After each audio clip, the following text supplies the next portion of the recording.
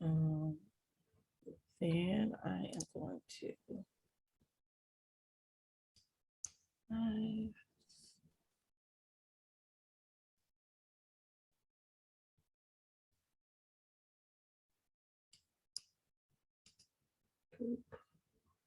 And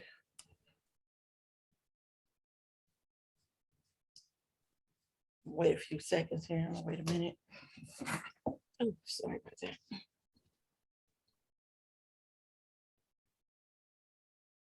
Okay, we're gonna go live.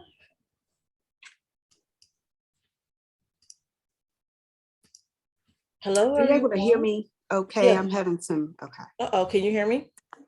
I can hear you. Okay, yeah, I can hear you just fine. Okay. Fine. Hello, everyone. Welcome to Black Award Solopreneurs. This is the new series, Beautiful Black Brands. I'm your host, Tamar Deshelle, the founder of the group, and I also the owner of Design Eye Media, where we help Black solopreneurs go to from solopreneurship to CEO. Today, our special guest is LaTrice Moore. LaTrice is a former licensed athletic trainer with over 25 years of studying and experience in the health and sciences. She merged her enthusiasm for beauty and knowledge of health and wellness to create a space to meet the needs of women ages 40 plus across the beauty spectrum by creating Love Over 40. Her company's mission is to empower women to prioritize self-love, self-care, and self-awareness to providing access to quality products made with the unique needs in mind and fostering a safe and supportive community for education. So LaTrice, how are you doing today? I'm well, thank you. How are you? I'm doing very well. So tell us why did you start your business? Yes, and so as you stated, we're a luxury beauty, wellness, and lifestyle brand for women over 40. And a few years ago, as we all saw, there was this big conversation around diversity and beauty. And what I saw was women who were, or companies who were wanting to have kind of a race to increase and expand their shade range. And we know a company, started that. So everybody was, trying to show off their 40 shade range or 50 shade range or 100, who could come up with the most colorful bronzers and eyeshadows, et cetera. But when I looked at these brands, I really didn't see myself as a 40-year-old woman being represented. I saw kind of some younger women that were really pioneering the movement, which is great, nothing against that, but I didn't see myself. And so I wanted to create this space where women over 40, particularly Black Gen X women, could have products that were centered around our needs. We could have representation centered around us, as well as conversation about what we need from the beauty and wellness industry. Okay. So when did you first start your business? So I first began the business last year, or first started, kind of getting everything in order last year. And that actually happened. I was prior to that, I was trying to create another beauty company, another beauty product, actually. And in 2020, as we all know, that all came to Yes. a halt. Couldn't get anything for formula, nothing was moving at that time. And so it was around that time, actually, I was working in education. And when we returned back to work in the fall of 2020, everything was just crazy. Just trying to make sure that we could function, and keep the kids safe. And so I ended up self-care and, nutrition, none of that stuff was actually a priority. It was all about work. And so I ended up, long story short, becoming incredibly exhausted. And I ended up not being able to get out of bed. It was a struggle for a very long time, for several months. And it came to the point to where one day I woke up and I couldn't get out of bed. And so what we thought was maybe just stress and depression was actually severe anemia. Oh, wow. And yes, and so that led me to say, you know what? I know that women, particularly as I said, Black women, we put everything before ourselves. I'm one We of put them. our, yes, we put our children, families, work especially, and we're expected to just shoulder everything and keep ticking. Like we don't need rest, like we don't need to eat, like we don't, we're supposed to just be able to shoulder it all. And I really thought that as well. Um, and it got to the point to where my body literally said, no more. And so that's really when I made the shift to say, I think we need to have a space where we're going to center our wellness and center our well-being and learn how to embrace and take care of ourselves. Okay, so when you was putting your company together and deciding what your offerings were going to be, how did you decide to come up with your products? Yeah, so I decided to curate products. I had some criteria. Number one, I want to curate products that are from women-owned brands or women-founded brands, um, Black woman-owned brands, and other women of color. I do have a few brands that may have male co-founders, just a few. However, I really want the brands to be woman-led and woman-centric brands. And so that's one of the criteria. Also, it has to be non-toxic. And notice I didn't say natural, I said non-toxic. And there really is no set definition in the beauty industry for what the clean beauty is. And so for us, there are certain ingredients that you won't find in our products. So whether that's, parabens or talc, DEAs, all of there are certain questionable ingredients that I go through and screen. And if those ingredients are in the products, then unfortunately, we won't be able to carry them.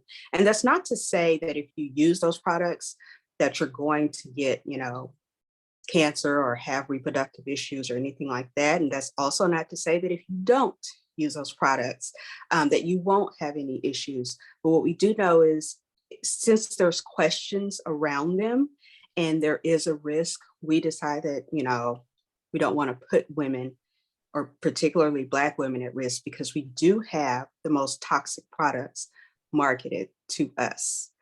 And so again, wanting to center Black Gen X women, I want to make sure that the products are clean and non-toxic. So how do you negotiate and get the products into your store? With regards to like where everything is with supply chain, Yeah. it's really tough. And so essentially we have a few things going on in the beauty industry right now. In terms of supplies, what you're seeing or what we're seeing is a lot of things are sold out. They're unavailable. Or you're seeing people having to reformulate a little bit, make substitutions. And it's really important when you do those things that you, particularly if you branded yourself, if your ethos is clean and non-toxic, it's really important that you let your consumers know that we've had to make these substitutions for this reason, and then educate them on, what the substitution is. And because, we've seen in the media recently that the company kind of made some alterations and they didn't really educate the consumer prior, and there was a big backlash, even though the company is still reputable in what they offer, just wasn't enough education around the substitutions that were made. So it's really important to let the consumer know up front, because a lot of people are reformulating. And if you buy beauty products often enough, what you'll see is on some of the packaging, or maybe even on a website, they will tell you from time to time the ingredients may change. So make sure you refer to your packaging for the most up-to-date ingredients. And so that's to accommodate situations like this where you have to, make substitutions. So, but it's just really important to stick to your ethos when you're making those substitutions and make sure you're not adding um, risky ingredients so that your consumers can still trust the brand. Also, I'm gonna Oh yeah, I was going to ask. I was going to ask you a question. So so the consumer has to really be aware, especially during a shortage when there are less products, of what's actually going into the products when they purchase them. So it would be also good for the consumer to make sure they're staying up to date with things as well. Yes, it's, as a consumer, once you get your products, it's always wise to read the ingredients to make sure that nothing has changed. But I also think, particularly as a small company, um, that you educate your consumer as well to say, hey, we've had to make this substitution for this reason. And to be honest, this has happened more often than not. It has happened many times before we started having all these shortages, so that somebody could cut costs, when they wanted to ramp up production and things like that. And so it happens all the time. And yes, as a consumer, you always need to read the labels to make sure that there haven't been ingredient swaps and changes in there, particularly if you have a lot of allergies or sensitivities. Okay, now what kind of advice or strategy would you give someone that's looking to get into getting other people's products within their store? I would say, really look for brands that, and it was important for me to really look for brands that didn't have a lot of um, representation, but had really good products. Because I really wanted to create and kind of elevate all of our voices. So if you can do that, that would be really, really great. I have a few brands on there that aren't in retail at all. Mine is the only retail space that they're in. And so I was really happy to be able to do that. Also, have your ethos in what brands you want to carry. So as I said earlier, I carry non-toxic brands. So, that's something you could do. Or if you want to carry brands that are made, from uh, women of color or people of color, things like that.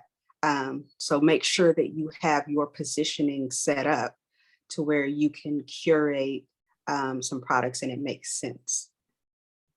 Now, how easy or how hard has it been for you to negotiate the pricing when it comes to getting these products? Yeah, there's not a lot of negotiation. When there's shortage and things like that, there's not a lot of negotiation going on. You have to either, bigger retailers, okay, can make those negotiations. People that are well known, your bigger brands that are out there. Smaller retailers like us, we really can't make a ton of um, negotiations. And unfortunately, as we mentioned, supply chain issues earlier, brands aren't really, especially small brands, aren't really in a place where they have a lot of wiggle room either. So we're all really in a tough spot. And there's a lot of brands that actually have had to um, raise their prices. They tried for a very long time not to do that. And that's why in the beauty industry, we try to really let people know to build have good enough margins where you're not having to do a ton of price increases. But some brands have just gotten squeezed so much that they have to do, between $1 and $3 price increase. And then that means when they're coming to retail, that also eats into their margins. So there's not a lot of wiggle room when it comes to, um, negotiating prices. We have certain margins that we try to hit, and, that's standard across the board. And that's kind of that right now. We're all just kind of hanging on to see how we can ride this out. for the Okay, next year. that was going to be my next question. Do you think it's just more of a wait and see on how the industry is going to progress, or we just have to keep switching up and moving with the flow of how things are navigating into supply chain? I think so. I think it's going to be just a wait and see kind of how things move forward here. And I would say within the next maybe 12, months, the next year, probably 6 months into 2023, we'll have a better gauge on if things are going to improve or not. But this is when they say global supply chain, we typically think of American companies, but there are companies all over the world getting and sourcing their supplies and ingredients from the same manufacturer. So until, everything kind of gets back to being produced at the level it was before, we're going to have some, kind of tough times here. Well, that's unfortunate, of course, but you're a businesswoman. You got to do what you got to do to keep your business afloat. So I assume that have you been maintaining well with your supplies and your products? Yes. So, and that all depends on if the brands that I carry are able to maintain. And so they have, so that means, that's good for me that I've been able to maintain. But if there's any issues, on their end, of course, that'll trickle down to me. So, so far, so good though. That's awesome. How can people reach out and contact you? So yes, I am at Love Over 40, Instagram and Facebook, Twitter, Pinterest. So across all the social, and that is 40 spelled out. And what you can do is also you can send that to me and I'll post it within the group so people will be able to reach out to you. Is there anything else you'd like to offer the group? Yes, so if they would like to make a purchase, they can get 10% off with the code LOF10. You said LOF10? LOF, yes. LOF10. Okay. So I also would you like me to post that in the group as well, or? Sure, yeah. Okay, I can post that in the group as well. Well, I want to thank you for this opportunity to speak with you about your business and how you're able to navigate as a CEO of a great company, and giving our viewers great advice on how they can navigate the beauty industry and negotiating and getting their products on the store shelves, or in their store shelves, I should say, and online. Thank you for this opportunity. It's been great. Bye-bye. Okay, thank you. Bye-bye.